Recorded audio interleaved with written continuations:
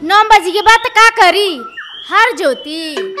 अरे बाबू बिहावा के पहले बहुत नीक नीक बतुआ है जैसे हमरे करजवा में बस जाए।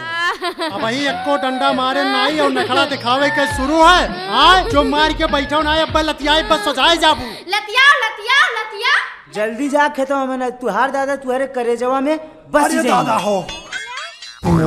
मेले में सारा बचपनवा गवावलू साइन की जगह अंगूठा लगावलू।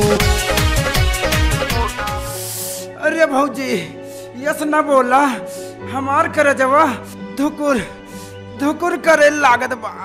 हम पानी आने ना जा। व्हाट्सएप चला लिए थी। व्हाट्सएप का होता है भैया? नमस्ते भौजी। ई मुहा बा कवन नमस्ते होए रे। अब हम के मुंह देखाई बे रे मैया। चुप रहा दुल्हन के तुहे कहत रहल कि नीक नहीं बाटू। उहे फलानवा का पुतवा कहत रहे मोरे दादा।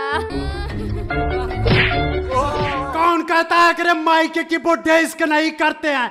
अरे इसक करते हैं हम मगर कौनो सग नहीं करते हैं। भौजी के दिल्ली के कुतुब मीनार घुमाए दियो। का हो भौजी काहे झगड़ा करत बाटू? झगड़ा ना करी तो का करी? एकर आरती उतारी फलानवा के पुतवा के। हम तू दही जरो पूत कहां से बिचवा मांग फाट पड़े हो। ज्यादा पिटिल पिटिल ना बोलियो। जोन बोले को अपने मर्दे को बोलियो। हम अपन पैसा मांगे आए हैं। जाओ पलेंजर दास की दुकानिया पे हमार नाम बताए के एक लहंगा चुनरी ले लियो। देखा भाई तोहार दादा मिठाई लाल 3 साल से 6000 रुपया बाकी है। अब ही नहीं दे पाइन तो कैसे दे दे? हमार नाम पलिंजर दास है, पलिंजर दास। चुप रहाओ बजरियन सब तो का भाई सब देखा थईन का हमार कुछ तूर लई है का? बीबी तू बाड़ू अनपढ़ बीबी तू बाड़ू अनपढ़। आज के बाद यह गांव के कौनो आदमी अनपढ़ ना रही। प्रधान जी एकदम सही बोले कि जब गांव के लड़का लड़की पढ़ी हैं तभी गांव के विकास हुई।